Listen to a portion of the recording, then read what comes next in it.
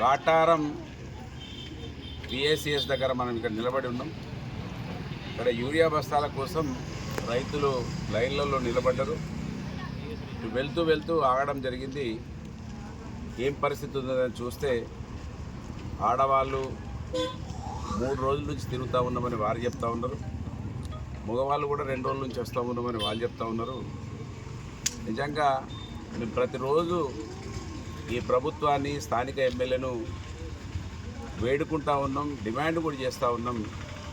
ఇంత పెద్ద సంఖ్యలో ఉన్నటువంటి సమాజం, వ్యవసాయదారులు, కూలీలు, కార్మికులు అందరూ కూడా మీ కుటుంబానికి 3 ఓట్లున్నా కూడా ఇన్నిసార్లు మిమ్మల్ని ఆదరిస్తే కనీసం కూడా మా గురించి ఆలోచిస్తలేరని అనేక వేదికల ద్వారా చెప్పడం జరుగుతూ ఉన్నది. అయినా కూడా మీరు పట్టించుకోవడం లేదు, కళ్ళు తెరవడం లేదు, ఈ సమాజం గురించి ఆలోచించడం లేదనడానికి మీరు సొంత మండలం అని చెప్పుకునేటువంటి కాటారం మండల కేంద్రంలో కాటారం మండల ప్రజలు ఎప్పుడు ఓట్లు వస్తే అప్పుడు దాదాపు మీకు 8,000 పైచీలకు మెజార్టీ ఇచ్చి మీకు మంత్రి పదవులు రావడానికి, ఇన్ని వేల కోట్ల రూపాయలు సంపాదించుకోవడానికి ముఖ్య పాత్రను, భూమికను పోషిస్తున్నటువంటి కాటారం ప్రజలను కూడా మీరు చూస్తలేరంటే ఇక మీరు ఎవరికి అన్నం పెడతారో మీరే ఆలోచించుకోండి.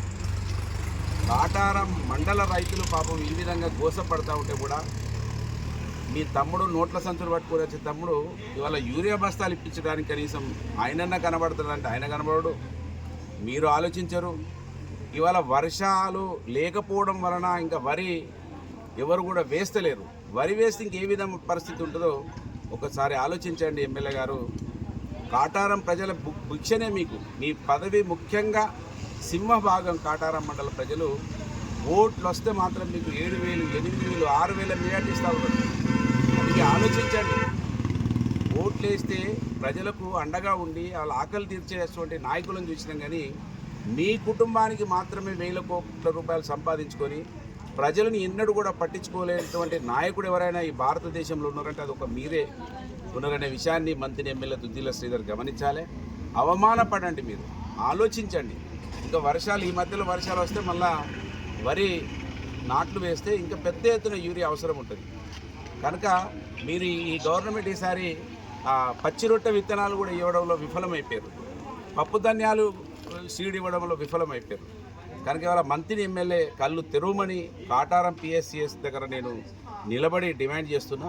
ఇప్పటికైనా కళ్ళు తెరిచి ఒకవేళ వరి సాగు అయితే పెద్ద ఎత్తున అవసరం ఉంటుందనే విషయాన్ని గమనించాలే మంత్రి ఎమ్మెల్యే దుద్దిల శ్రీధర్ అని ఇక్కడి నుంచి డిమాండ్ చేస్తూ ఉన్నాను.